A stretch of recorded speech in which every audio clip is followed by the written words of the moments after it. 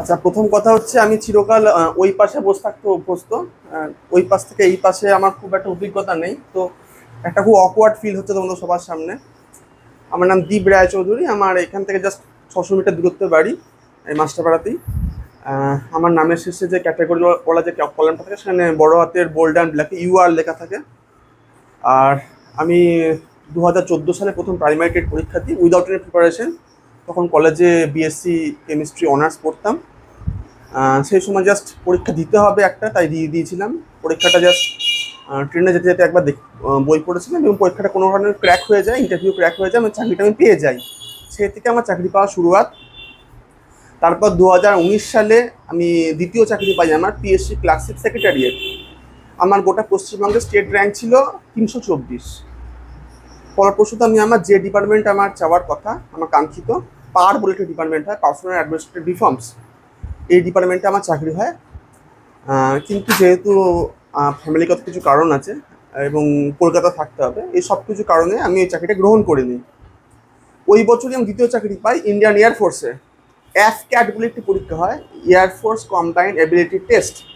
এখনও পরীক্ষাটি চালু আছে, সবাই দেখতে দিতে পারো। ওই পরীক্ষাটি পাই। এবং ইউপিএসসি সিডিএস বলে একটি পরীক্ষা হয়, কম্বাইন্ড ডিফেন্স সার্ভিস, ওই পরীক্ষাটি ক্র্যাক করি। ডিফেন্স সার্ভিসে আমি ফিজিক্যাল এবিলিটি টেস্টে বাদ চলে যাই, এলাহাবাদে আমাদের ফিজিক্যাল এবিলিটি টেস্ট হয়েছিল। কিন্তু ক্যাট আমি ক্র্যাক করি এবং ইন্ডিয়ান এয়ারফোর্সের যে মেটেরোলজিক্যাল অফিসার আছে, হ্যাঁ, আবহাওয়াবিদ হিসাবে সেখানে জয়েন করি।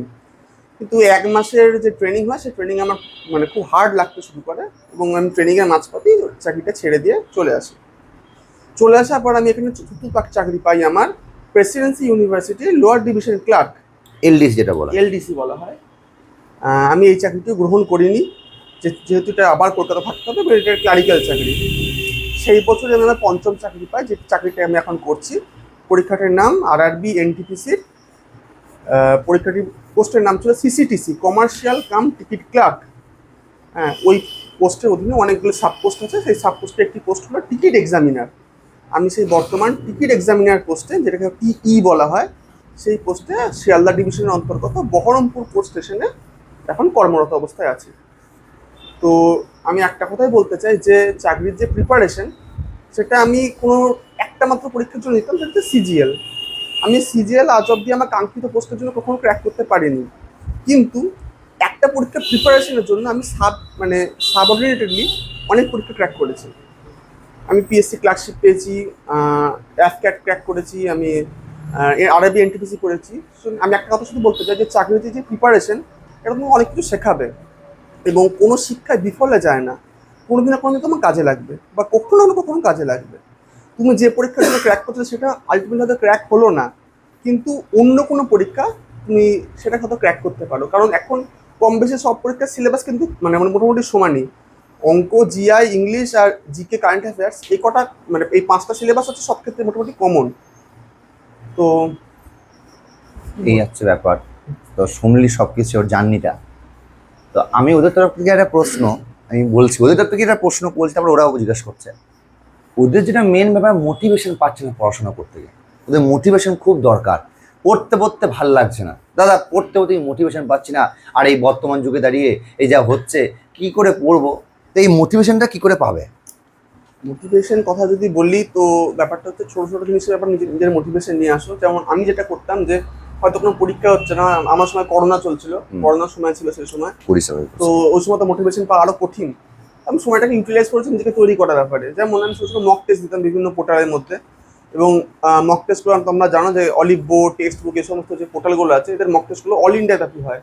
তো আমি চেষ্টা করতাম অল ইন্ডিয়া নিজের র্যাঙ্কটাকে নিয়ে আসার, অল ইন্ডিয়া টপ 100-এর মধ্যে র্যাঙ্ক করার। হ্যাঁ, এবং এটা যদি করতে হতাম তাহলে সেটাই আমার একটা মোটিভেশনের মতো কাজ করতো। আমি কোনো চাকরি প্রিপারেশনের জন্য সে সময় পরীক্ষা দিতাম না, পরীক্ষা দিতাম ওই মক টেস্টের একটা র্যাঙ্ক পাবো সেই প্রিপারেশন হিসাবে। এই বারবার মক টেস্টের র্যাঙ্ক পেতে পেতে পেতে পেতে সেটা আমার একটা বড় চাকরি ক্ষেত্রে কাজে লেগে গেছে। কারণ তুমি যখন অল ইন্ডিয়া বেসিসে একটা পরীক্ষাতে 100-এর মধ্যে র্যাঙ্ক করতে পারছো, তুমি অবশ্যই একটা চাকরি ক্ষেত্রে তুমি র্যাঙ্কিংয়ের মধ্যে আসতে পারো। এটা তোমাকে নিজেকে একটা মোটিভেশন দেবে। একটা জিনিস বিশেষ করে দেখবে, কারেন্ট অ্যাফেয়ার্স এমন একটা বিষয়, সেটা কিন্তু মানে ক্রমাগত চলতেই থাকছে, রোজকার রোজ আপডেট হচ্ছে। এবং কারেন্ট অ্যাফেয়ার্স তুমি যা পড়বে তার মাত্র 1% পরীক্ষার ক্ষেত্রে কাজে লাগে, বা সেটাও লাগে না। হ্যাঁ, তো এই কারেন্ট অ্যাফেয়ার্স রেগুলার পড়ার মধ্যে তুমি কিন্তু পড়াশোনার মধ্যে থাকতে পারো। আর একটা জিনিস হচ্ছে ম্যাথের স্পিড বাড়ানো। ম্যাথের স্পিডে কিন্তু কোনো লিমিট নেই। আমি নিজে পরীক্ষা দিচ্ছি, আমার নিজে একটা পাশে ভিআরি ক্যান্ডিডেট ছিল, সে অঙ্ক মুখস্থ করে আসতো। জনসের একটা বই পাওয়া যায়, এসএসসি ম্যাথামেটিক্স, তোমরা হয়তো অনেকেই দেখেছো। বইটা হচ্ছে 10 ইয়ার্সের সিজিএল এর কোশ্চেনের বই। এবং সিজিএল একটা সিজিএল যদি কেউ দেখে, সিজিএল, সিএইচএসএল, এমটিএস যদি কেউ পরীক্ষা দিয়ে থাকো দেখবে, এসএসসি কিন্তু কোনো কোশ্চেন ইনভেন্ট করে না, ওরা কোশ্চেনগুলো কপি করে তাদের নিজেদের 10 ইয়ার্স থেকে বা অন্য কোনো পরীক্ষা থেকে। তো সেই কোশ্চেনের যে কম্পাইলেশনের যে বইগুলো ছিল ওটা কেমনভাবে কপি করে, ধরো কোনো একটা কোশ্চেনের অপশন বিতে ছিল 100টা উত্তর, ওরা এসএসসিতে কিন্তু ওই 100 বিতেই থাকবে। বিহারিটা কি করে, বিহারিটা অঙ্কটাকে আস্তে মুখস্থ করে নিয়েছে, এই অঙ্কটা এই ডাটা থাকবে, উত্তর হচ্ছে 100, এই 100টা বিতে থাকবে। ওই অঙ্কটা খুঁজে পেলে ওর অঙ্কটা কষবেও না, জাস্ট বিটা ক্লিক করে দিয়ে চলে আসবে। অর্থাৎ অঙ্কটার কাছে কারেন্ট অ্যাফেয়ার্সের মতো কাজ করছে বা জিকের মতো কাজ করছে। এতে করে ওরা প্রচুর সময় সেভ করতে পারে। ঠিক আছে, আর এটা সম্ভব হয় একমাত্র মক টেস্ট দেওয়ার মাধ্যমে। যদি তুমি প্রচুর মক টেস্ট দাও, যদি তুমি প্রচুর প্র্যাকটিস করো, তখন একমাত্র অঙ্কগুলো এই ফটোজেনিক মেমোরি তৈরি হবে, তো আর কোনোভাবে তো অঙ্ক মুখস্থ করা সম্ভব নয়, তাই না? আর মোটিভেশন সম্পূর্ণভাবে নিজের ওপর, যে তুমি যখন নিজে দেখবে নিজে তোমার পাশের বাড়ির ছেলে একটা চাকরি করছে, তোমার চারপাশে তোমার বন্ধু বান্ধবরা চাকরি করছে, তখন তোমার ইচ্ছা করবে নিজে কিছু একটা করি। আর এই কিছু একটা করার জন্য এত কিছু করা, নিজের মোটিভেশন নিজের কাছে। নিজের প্রতিদিন একটা সময় বার করো, নিজের একটা শিডিউল তৈরি করো, রুটিন তৈরি করো যে এইটুকু সময় পড়াশোনার জন্য রাখবো, এবং পড়াশোনার মধ্যে এইটা আমার সিলেবাস, এই সময় সিলেবাসটা আমাকে 7 মাসে শেষ করতে হবে।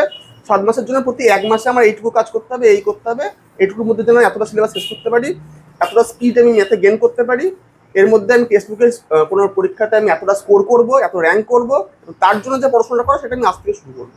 এটাই মোটিভেশন। স্যার আমার একটা প্রশ্ন ছিল, আমি প্র্যাকটিক্যাল করছি, তো আমার এসএসসি ইন্টারভিউ মানে কি করে স্কিল টেস্টে পাস করা যায়, আপনি কিভাবে কি করে নিয়েছেন? মানে আমরা বেঙ্গল মিডিয়ামের স্টুডেন্ট, তো মানে এসএসসিটা বিষয় তো এসএসবি ব্যাপারে তুমি ডিটেলড ইন্টারভিউ অনেক ইউটিউবে পেয়ে যাবে। প্রথম কথা হচ্ছে সেখানে ইংলিশের স্কিলটা দেখা হয়, যে পুরো ইন্টারভিউ পুরো প্রসিডিওরটা ইংলিশে করতে হবে, এবং ইংলিশের ডেসক্রিপটিভ রাইটিংয়ের স্কিল খুব বিশেষভাবে প্রয়োজন হয়। সিচুয়েশন বেস কোয়েশ্চেনগুলো, যেমন একটা দুম করে একটা ওয়ার্ড ধরো বাম্প হচ্ছে তোমার সামনে, বম, বম সম্বন্ধে তোমার একটা লাইন, যেটা ফার্স্ট লাইনটা মাথায় এলো সেই লাইনটা তোমাকে লিখতে হবে খাতার মধ্যে। এরকম করে 60 সেকেন্ডের মধ্যে 60টা ওয়ার্ড এখানে বাম্প হবে, ওই 60টা লাইন তোমাকে খাতার মধ্যে লিখতে হবে। আর নিচে রিভিউ করার জন্য লাস্টে বোধহয় আরও 40 সেকেন্ড দেওয়া হয় এক্সট্রা। মানে 1 মিনিট 40 সেকেন্ডে কোনো একটা পরীক্ষাটা হবে, তার মধ্যে তোমাকে ওই 60টা লাইন লিখে তোমাকে একবার রিভিউ করে নিতে হবে। ঠিক আছে, এটার জন্য একমাত্র উপায় হচ্ছে তুমি ইউটিউবে বিভিন্ন রকম ভিডিও আছে সেগুলো দেখো, এবং বাড়িতে লেখা প্র্যাকটিস করো। এবং লেখার ক্ষেত্রে প্রত্যেক ক্ষেত্রে বলে দিই, গ্রামাটিক্যাল যেন কোনো রকম ভুল বা বানানগত কোনো রকম ভুল যেন না হয়। তুমি খুব সোজা সাপটা লাইন লেখো তাতে আপত্তি নেই, কিন্তু গ্রামাটিক্যাল কোনো ভুল বা বানানগত ভুল যদি করো, সেটা একটা এক্সামিনারের মধ্যে ব্যাড ইমপ্রেশন তৈরি করে। ঠিক আছে, আমরা 5টা এমসিকিউ করতে কোনো আপত্তি হয় না, কিন্তু 5 লাইন লেখার ক্ষেত্রে দেখেছি অনেক ক্ষেত্রে একটা জড়তা ভাব চলে আসে, একটা ডেসক্রিপটিভ লিখতে অনেক ক্ষেত্রে জড়তা ভাব চলে আসে।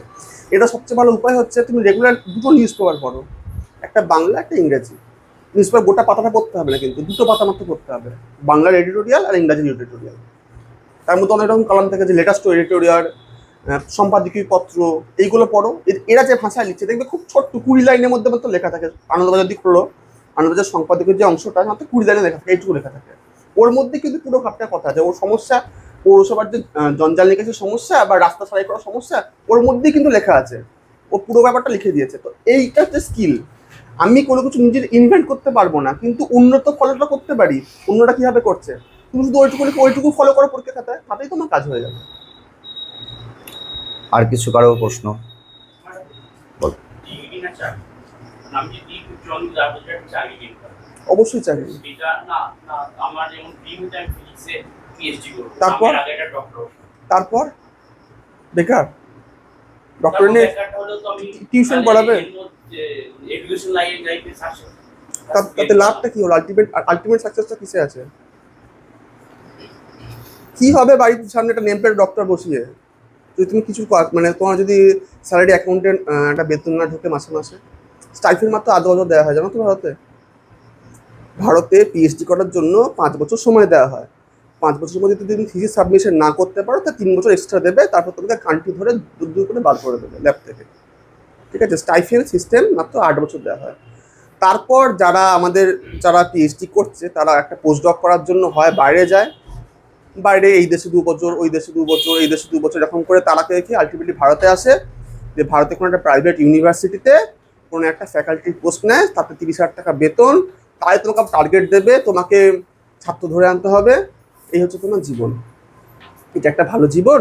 নাকি তুমি একটা এলডিসি পোস্টে তুমি যোগদান করো, সেখান থেকে আস্তে আস্তে তুমি স্কিল বাড়াও, স্কিল বাড়িয়ে বাড়িয়ে ওখান থেকে তুমি অ্যাডমিনিস্ট্রেটিভ পোস্টে যাও, এটা একটা ভালো জীবন? কোনটা মনে হয় ভালো জীবন? পেটটা চালাতে হবে তো। এই যে 12 ফেল বিহারে দেখছো না তুমি, সেই মুটেওয়ালা ইন্টিভাটায় কাজ করা লোকজন আইএস হয়ে যাচ্ছে, কাগজ বিক্রি করে আইএস হয়ে যাচ্ছে, কারণ কিন্তু খুব বিশাল ডিগ্রিধারী কেউ লোক নয়, কিন্তু এরা সরকারের সব শীর্ষ অধিকর্তা হয়ে বসে আছে। তার কারণ হচ্ছে এটা কেউ ডিগ্রিতে পিছনে ছোটেনি। আচ্ছা, এটা আমার ব্যক্তিগত মতামত, তোমার মতামত আলাদা হ্যাঁ হতে পারে। স্যার আরেকটা প্রশ্ন করছিলাম। দাঁড়া, তুই প্রশ্ন করবি বললি, তুই করুক তাও। বাড়িতে ধরুন টাইম ম্যানেজমেন্ট মানে ওটা মোস্ট সার্ভিস টাইম প্রথমত হচ্ছে ফোনটাকে দূরে রাখতে হবে, এবং বাড়ির লোককে কাউকে একজনকে দায়িত্ব দাও যে যেন আমার ফোন আমাকে নির্দিষ্ট সময়ের মধ্যেই দেওয়া হয়। এই সময়ের মধ্যে আমি এর ফোন এলে বা ফোন ধরলে আমি যাবো না। বন্ধুরা যদি ডাকে এই আয় বেরো ঘুরতে আয়, অমুক জায়গায় আয়, এসব করতে যাব না। আমি আমার শিডিউলটা স্ট্রিক্টলি মেনটেন করবো। স্ট্রিক্টলি ইন দ্য সেন্স, একটা মক টেস্ট ডেলি দিতে হবে, আর যেটা শিডিউলে যে অংশটা কভার করবো বলে আমি ঠিক করেছি, ধরো সপ্তাহে আজকে আমি এই জিনিসগুলো পড়বো, সপ্তাহে এইগুলো পড়বো, মানে আমি পার ডে ঠিক করলাম। পার ডে ঠিক করার পর দিনে এইটা পড়বো, রাতে এটা পড়বো। ধরো দিনে আমি পড়লাম জিকে আর জিআই, রাতে পড়বো ইংলিশ আর ম্যাথ। ম্যাথের জন্য আমি 1 ঘন্টা বরাদ্দ করে রাখবো, শুধু ম্যাথ আমি প্র্যাকটিস করবো, নতুন ম্যাথ শিখবো, আর একটা মক টেস্ট দেবো। এই হচ্ছে আমার সারাদিনের মধ্যে কাজ। মক টেস্ট কিন্তু রোজ দিতে হবে বাবা, মক টেস্ট রোজ দিতে হবে। 365 দিনে 300, পারলে 380টা মক টেস্ট দাও তুমি, ঠিক আছে, কিন্তু তার জন্য কম না হয়। স্যার বলছেন যে একটু এফএড এক্সাম্পল কিছু বলুন না, মানে এই জিনিসটা আমার একটা ড্রিম জব, আমি ছেড়ে দিয়েছি। দেখো, সব জিনিস সর্ষের ক্ষেতের মতো, হ্যাঁ, জিনিসটা দেখতে যত ভালো লাগে, আলটিমেটলি জিনিস মানে লাইফটা ঢোকার পর সেটা অতটা ভালো নাও লাগতে পারে। অ্যাফক্যাটে আমার পোস্টিং দেওয়া হচ্ছে মিজোরামে, ঠিক আছে, সেটা একটা মানে পাণ্ডব বর্জিত জায়গা, সেখানে স্বাভাবিক জলের জন্য আমাকে 1 কিলোমিটার দূরে যেতে হতো। তো আমার আলটিমেট জীবনটা ভালো লাগেনি, আমি এখানে বাড়ির কাছে চাকরি করছি, এটা আমার অনেক বেশি, আর আমি বাবা আমার একমাত্র ছেলে, তো বাড়িতে একটা ফ্যামিলি সম্পর্ক তো থাকে, তো সেই জন্য আমি ছেড়ে দিয়ে চলে এসেছি। একটা খুব টাফ পরীক্ষা আমি বলবো না, সিজিএল যারা পরীক্ষা দেয় তাদের মতোই পরীক্ষা হয়। ওই ম্যাথ জিওমেট্রি থেকে বেশি কোশ্চেন আছে, আর ম্যাথ জিআই নর্মাল যেমন পড়ো তেমনি করতে হবে। মাথার সেন্স খুব ভালো কাজ করা প্রয়োজন সিচুয়েশন বেস কোশ্চেনগুলো ক্র্যাক করার জন্য, হ্যাঁ। আর তুমি ওই এসএসবিতে চলার পর্যায়ে তুমি যা বলবে, যাই করবে, always remember one thing, that you have been monitored for 24 hours. তুমি খাচ্ছ, তুমি ঘুমোচ্ছ, তুমি যাই করছো, তুমি কিন্তু মনিটরিংয়ের মধ্যে আছো। সুতরাং তোমার সেখানে অফিসার সুলভ হয়। 15টা OLQ থাকে আমাদের। OLQ মানে হচ্ছে অফিসার্স লাইফ কোয়ালিটিস, ঠিক আছে। এই কোয়ালিটিগুলো একবার তুমি দেখে নেবে, ঠিক আছে, কতগুলো তোমার মধ্যে আছে, কাউরেজ, অনেস্টি, এরকম অনেক কিছু দেখবে আছে, ঠিক আছে। এগুলো চেষ্টা করবে নিজেদের মধ্যে যেন ডেভেলপমেন্ট করা যায়, ঠিক আছে। মানে আরেকটা জিনিস হচ্ছে, মানে আমি যখন ওই অরিজিনাল করে নিয়েছিলাম, মানে এখন প্রিপেয়ারই আছি, কিন্তু আমি প্রচুর চেষ্টা করেছি যে আমি যখন ইংলিশ একটা প্যারাগ্রাফ সেটাকে পড়ে তার মানে করে আমি বলে দিতে পারবো, আবার লিখে দিতে পারবো, আমার প্রচুর পরিমাণে স্পেলিং মিস্টেক। এই জিনিসটা যদি আমি এটার জন্য নিয়মিত কাগজ পড়তে হয় বাবা, ঠিক আছে। স্পেলিং মিস্টেক আমি বলছি, তুমি কোনো ভারী কোনো ওয়ার্ড ইউজ করতে হবে না, তুমি ছোট ছোট ওয়ার্ডই ইউজ করো, কিন্তু গ্রামাটিক্যাল এবং স্পেলিং মিস্টেক যেন কোনো রকমভাবে না হয়। তুমি সিম্পল লেখো, আই গো টু স্কুল লেখো, তাতে কোনো আপত্তি নেই।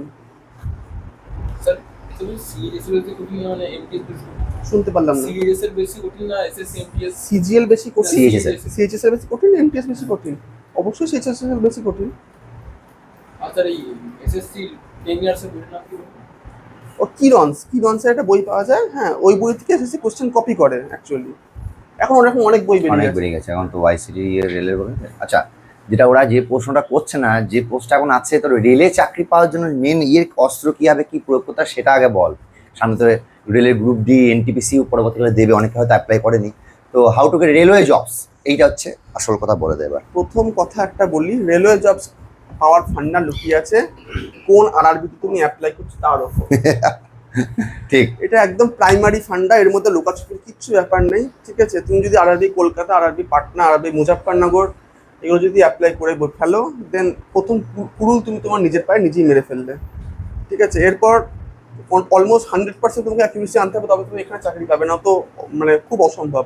তার কারণ হচ্ছে দেখো, বিহার, পশ্চিমবঙ্গ এই জায়গাগুলোতে শিক্ষিত ছেলের সংখ্যা অত্যন্ত সত্যি, শিক্ষিত ছেলে থেকে শিক্ষিত বেকারের সংখ্যা সব থেকে বেশি, এবং চাকরি পেতে এখানে সবাই বেশি চায়, ঠিক আছে।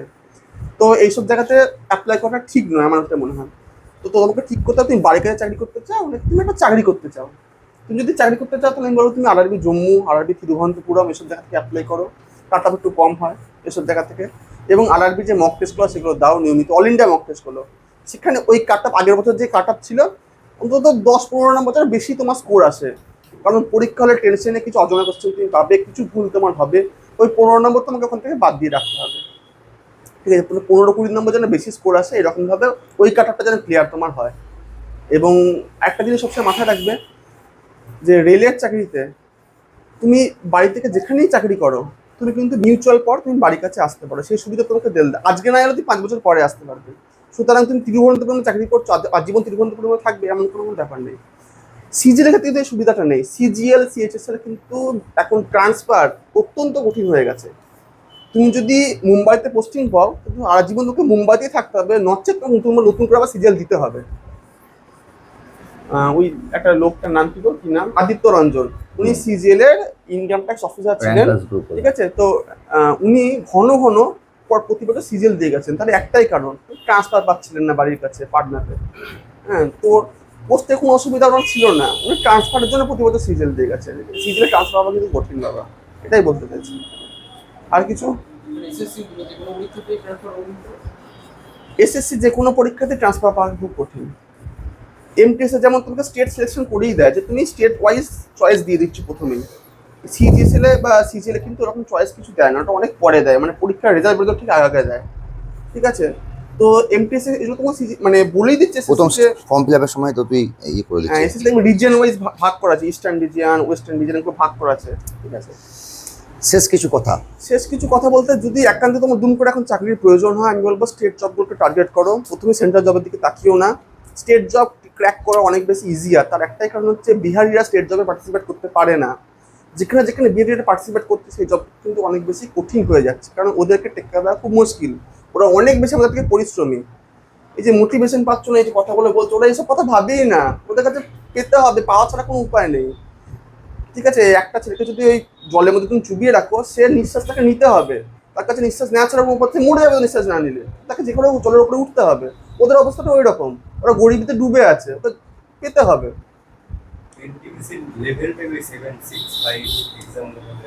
প্রত্যেকটা লেভেলের এক্সাম আলাদা হয়, আমি এই মুহূর্তে এক্সাম লেভেল 5-এ আছি। স্যার আমার হ্যাঁ বলো। স্যার এসএসসি ইংলিশ তো মানে একটা ভাইটাল সাবজেক্ট, স্যার ইংলিশ ব্যাপারে ইংলিশে একটাই বুক আছে এসএসসিতে, ব্ল্যাক বুক মুখস্থ করো, পরীক্ষা কমন পেয়ে যাবে। এর অর্থ তুমি যখন একটা কথা বলি মক টেস্ট দেওয়ার পদ্ধতি সম্পর্কে অনেকেই জানে না। মক টেস্ট কি করে দিতে হবে এটা বুঝিয়ে রাখি। যখন তুমি মক টেস্ট দিচ্ছ, মক টেস্ট দেওয়ার পর তুমি কটা কোশ্চেন ঠিক করে কটা কোশ্চেন ভুললো তার একটা আনসার স্ক্রিপ্ট ওটা দিয়ে দেয় মক টেস্টটা শেষ হওয়ার পরে। প্রত্যেকটা সার্ভারই দেয়, টেক্সট বুক বলো, অলিভ বোর্ড বলো। তুমি পাশে একটা সাদা খাতা খুলে বসবে। আমি যেটা করতাম, ধরো আমি একটা 100 নম্বরের মক টেস্ট দিলাম, তার মধ্যে 50টা ঠিক করেছি, 50টা ভুল করেছি। যে 50টা কোশ্চেন ভুল করলাম, বিশেষ করে যদি জেনারেল নলেজে বা ইংলিশে কোশ্চেন হয় বা জিআই কোশ্চেন হয়, সেগুলো কিন্তু আমি কোশ্চেনটার উত্তরটা সাদা খাতাতে লিখে রাখলাম। এরকম করে যদি সপ্তাহে আমি 7টা মক টেস্ট দিই, 10টা করে কোশ্চেন যদি সাদা খাতা লিখে রাখি, তাহলে সপ্তাহে 70টা কোশ্চেন জমা হচ্ছে। তাহলে 70টা কোশ্চেন সপ্তাহ শেষে আমি একবার রিভিশন করে দেখে নেবো। তাহলে কি হলো, আমি ওখানে 50 টাকার কোশ্চেন নতুন আমি যেটা জানি সেটা পরীক্ষা হয়ে গেল আমার মধ্যে, আর 70টা কোশ্চেন নতুন শিখলাম। এরম করে মাসে 280টা কোশ্চেন তারা নতুন শিখছি, এটা একটা বিশাল প্রাপ্তি। কিন্তু তাই যদি 6 মাস ধরে শুধু মক টেস্টে দিয়ে যায় রেগুলার বেসিসে, এবং মক টেস্টের একটা খাতা বানিয়ে রাখি যেটা আমি অজানা কোশ্চেন যেগুলো আমি প্রতিদিন রিভিশন করবো, তাহলে আমার কিন্তু একটা মোটামুটি ভালো অ্যামাউন্টের কোশ্চেন নতুন নতুন জানছি, ঠিক আছে। কারেন্ট অ্যাফেয়ার্স একটা সময় পর এক্সপায়ার করে যায়, কিন্তু ওই কোয়েশ্চেন কিন্তু কখনো এক্সপায়ার করবে না বাবা, ঠিক আছে। তুমি যখন পড়ে থাকো তোমার সবসময় মাইন্ড করবে। আর কিন্তু এসএসসি যেটা করে, এসএসসি কিন্তু ওল্ড অ্যাফেয়ার্স দেয়, মানে তুমি 2020-তে পরীক্ষা দিলে তোমার প্রশ্ন 2018 থেকে, তা তোমাকে এই 2 বছর ধরে কারেন্ট অ্যাফেয়ার্স মনে রাখা সম্ভব নয়। তখন এই খাতাগুলো কিন্তু খুব বেশি কার্যকরী হয়, যে এই খাতার কোশ্চেনটা আমি একবার লিখে রেখেছিলাম, এটা আমি এই কোশ্চেন এখানে পাচ্ছি, তাহলে এই উত্তরটা এই হবে। আর লাস্টে অন্য কেউ কিছু প্রশ্ন করতে চাস জিজ্ঞাসা কর, কোনো অসুবিধা নেই। আর কেউ আছিস? হ্যাঁ, পর পর পর পর হয়। তুমি যখনই আরআরবি এনটিপিসি চাকরি বা পরে কেন হবে, তুমি যখনই Second আরআরবি এনটিপিসি ফার্স্ট পরীক্ষাটা ক্র্যাক করে যাচ্ছ, graduate level under graduate level দুরকম পরীক্ষা হয়। গ্র্যাজুয়েট লেভেলে ফার্স্ট পরীক্ষা টায়ার 1 যখন তুমি ক্র্যাক করে যাচ্ছ, টায়ার 2 যখন দিতে যাবে, টায়ার 2 কিন্তু কোনো একটা পরীক্ষা নয়, প্রতিটা লেভেলের জন্য আলাদা আলাদা পরীক্ষা, এবং লেভেলের পরীক্ষাগুলো আলাদা আলাদা দিনে হবে। তুমি সবকটা লেভেল ক্র্যাক করতে পারো, তাও তুমি 6, 5, 4, 3, 2 সবকটা ক্র্যাক করে গেলে, তখন তো আসলে তোমার চয়েসে কোশ্চেন, তুমি ফর্ম ফিল আপের সময় তুমি একটা চয়েস দিয়েছিলে, সেই চয়েস অনুযায়ী তোমাকে চাকরি অফার করা হবে। বুঝতে পারলাম? এবার কোথাও আই সাইড লাগে, কোথাও আই সাইড লাগে না, সব মিলিয়ে তোর Colour blindness ইয়ে অনুযায়ী, থাকে। হ্যাঁ তোর সব কিছু নিয়ে। আর মেয়েদের মধ্যে কেউ কিছু আরে জিজ্ঞাসা কর, তোদের জন্যই তো করা এই ক্লাসগুলো, বল এগুলো তো টাকা দিয়ে কিনতে পাওয়া যাবে না, যেগুলো আমি হঠাৎ করে করিয়ে দিলাম।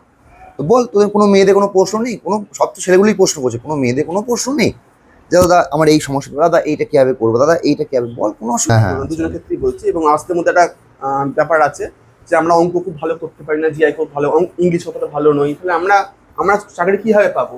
একটা উপায় বলে দিই বাবা, এগুলো কিন্তু কোনো একটা কিছু ফরেন নয়, মানে এগুলো কিন্তু সবাই মানে খুব চালু একটা জিনিস, এগুলো সবাই করছে। কোনো জিনিস পরীক্ষিত, ধরো তোমার একটা প্রববিলিটি ধরো কোশ্চেন পেলে, তুমি কোনোদিন প্রববিলিটি তুমি 11-12 তুমি পড়োনি, হতেই তো পারে এমন, তুমি সায়েন্স ছিল না, তুমি প্রববিলিটি করোনি, বা স্ট্যাটিস্টিক্সে কোনো একটা কোশ্চেন পেলে তুমি স্ট্যাটিস্টিক্স কোনোদিন তুমি পড়োনি। সেক্ষেত্রে ইউটিউবে কিন্তু সব ভিডিও অ্যাভেলেবেল। আমি বারবার বলবো, যে কোনো পরীক্ষা দিতে যাওয়ার আগে তার সিলেবাস সম্পর্কে একটা খুঁটিয়ে ধারণা করো। কোনো কোশ্চেন কিন্তু সিলেবাসের বাইরে থেকে হবে না, কোনো কোশ্চেন হতেই পারে না সিলেবাসের বাইরে থেকে। সুতরাং তুমি যদি একটা প্রববিলিটি কোশ্চেন, আর অঙ্ক তো আমি জানি কি আসতে চলেছে, তাই না? যদি প্রববিলিটি আমার সিলেবাসের মধ্যে থাকে, তাহলে প্রববিলিটি একটা না একটা কোশ্চেন আমি পাবোই। আর 25টা কোশ্চেনের একটা যে সেট থাকে, তার মধ্যে একটা কোশ্চেন প্রববিলিটি থেকে থাকবেই। তাহলে প্রববিলিটি যদি আমি 11-12 না পড়ে থাকি, তাহলে একবার ইউটিউব থেকে প্রববিলিটি ক্লাস করে নিই, 2-3টে ক্লাস করে নিই, বা স্যারকে একবার জিজ্ঞেস করি স্যার কী করে এই কোশ্চেনগুলো সলভ করা যায়, এবার শিখে নিলাম, দুটো কোশ্চেন প্র্যাকটিস করলাম, মক টেস্ট দিলাম, পাচ্ছি যখন মনে হলো, তখন ইটস ওকে। আমাকে ওস্তাদ হতে হবে কেউ দিব্যি দেয়নি, কিন্তু ওই কোশ্চেনের জন্য ওই সময়ের জন্য উত্তরটাই বার করতে পারি, ঠিক আছে? আমাকে বড় করে খাতা লিখে লিখে কথা লেখো, অঙ্কে লেখো, হ্যাঁ রাজু 10 টাকা 4 দিনে করে, এরকম আমি দেখছি খাতা লিখছে পরীক্ষাতে, তাহলে শ্যাম 3 টাকা কত দিনে করবে, তাহলে শ্যাম ইজিক্যাল টু, এরকম করে বসে বসে অনেকে লিখছে দেখলাম। এসব করার তখন দরকার নেই। আমি যে স্যারের কাছে করতাম, মানে আমার যে গুরুদেব ছিলেন, তিনি আমাকে বলতেন অঙ্ক হবে চোখে চোখে, মনে অঙ্ক একটা স্ক্রিনে আমি দেখলাম, একটা লাইন পড়লাম, একটা করে আমি মাথার মধ্যে অ্যাসাসিন চলছে, 5টা লাইন পড়লাম, 5টা লাইন আমার অঙ্ক শেষ, উত্তর নেমে গেল, চোখে চোখে অঙ্ক কমপ্লিট। অঙ্ক যখন তুমি খাতায় লিখতে শুরু করবে, তোমার কিন্তু টাইম একটা কনসেপ্ট করতে শুরু করছে বাবা। চেষ্টা করবে অঙ্ক চোখে করার। হ্যাঁ, খাতায় করতে কি হবে না, অবশ্যই করতে হবে, কিন্তু সেগুলো খুব কম। অঙ্ক জিআই চেষ্টা করো চোখের মধ্যে অঙ্ক করার, মানে খাতা পেন মানে হাতের ব্যবহার কম করার। এটা তখনই সম্ভব যখন তুমি হিউজ পরিমাণ প্র্যাকটিস করবে। একদম। যাই হোক, খুব ভালো লাগলো সকালবেলাটা, একটা সুন্দর জিনিস ইনপুট, একটা জিনিস জানলি সব কিছু। এবার এই জিনিসটাকে আসল কাজে পরিণত করা আসল, আমরা অনেক কিছু শুনলাম জানলাম, আমরা অনেক কিছু বলি, অনেক জায়গায় অনেক কিছু বলি, তো এই জিনিসগুলো আসল কাজে রূপান্তরিত করে হচ্ছে আসল চ্যালেঞ্জ। তো সেই চ্যালেঞ্জটা তোদের অ্যাকসেপ্ট করতে হবে, ঠিক আছে? আর যতটা সহজ সব কিছু মনে হচ্ছে ততটা সহজ নয়, তোকে নিজেকে রগড়াতে হবে, কিছু করার নেই। আর একটা জিনিস, মায়াশিস খুব ভালো একটা উদ্যোগ নিয়েছে কাটোয়াতে, নতুন নতুন যে ব্যাচ শুরু হচ্ছে, তোমরা স্যারকে বিশ্বাস করো, ট্রাস্ট করো, নিয়মিত ক্লাস করো। আর একটা কোচিংয়ে আমার মনে হয় খুব দরকার, একটা গাইডেন্সের সবসময় খুব দরকার, এবং সবসময় কোচিংয়ের সাথে যুক্ত থাকার চেষ্টা করো। কোনো মানে কোচিং থেকে বেরিয়ে গিয়ে নিজে কিছু করলাম, এটা খুব মানে নয়, মানে খুব বড় জগৎ, তো খুব কঠিন জগৎ, আর পরীক্ষার একটা নিয়মিত চেঞ্জ হচ্ছে, সুতরাং একটা কোচিংয়ের সাথে সবসময় যুক্ত থাকার চেষ্টা করো। আবার এটাও সত্যি যে একটা কোচিং যদি তোমাকে সবকিছু গিলে মানে ট্যাবলেটের মধ্যে খেয়ে নেবা, বা সেটাও হ্যাঁ সেটাও বলে দেওয়া সম্ভব আছে। নয়, এটা কোনো তোমার রোগের প্যানাসিয়া নয়। যে কোচিংয়ে বললাম চাকরি হয়ে গেল তা নয়, তা হয়, আসল কাজ নিজেকে। তোমাকে আগে নিজেকে করতে হবে। কোচিং তোমাকে একটা রাস্তা দেখাবে, রাস্তা হাঁটতে হবে তোমাকে নিজেকে, তুমি হাঁটবে না ছুটবে সেটা তোমার ব্যাপার। তোমাকে দেখাবে এদিকে রাস্তা পাবে, এদিকে গেলে তুমি ওই জায়গায় যেতে পারবে। এবার তুমি ছুটে পৌঁছাও, গাড়ি করে পৌঁছাও, হেঁটে পৌঁছাও, আমি মর্নিং ওয়াক করে পৌঁছাবো, সেটা আমার ব্যাপার। হ্যাঁ, তোমার একদিনে চাকরি পেতে পারো, তুমি 10 বছর চাকরি পেতে পারো, তো ডিপেন্ড করছে তোমার পরিশ্রমের উপর, তাই নয় কি? আর নিজেকে খুব বেশি সতর্ক রাখতে হবে। কি কি পরীক্ষা চলছে, অনেকে জানি না কি কি পরীক্ষা, কি ভ্যাকেন্সি বেরোচ্ছে, ঠিক আছে? এই কাজগুলোর জন্য একটা কোচিং সেন্টার, এই মাস যে কাজগুলো করে, সত্যি একটা খুব ভালো জিনিস। আমি চেষ্টা করি সবসময়। হ্যাঁ, কোনো অসুবিধা নেই, সুবিধা অসুবিধা আমরা আছি, ঠিক আছে? তো দীপের জন্য একটা জোরে হাত, দীপ স্যারের জন্য।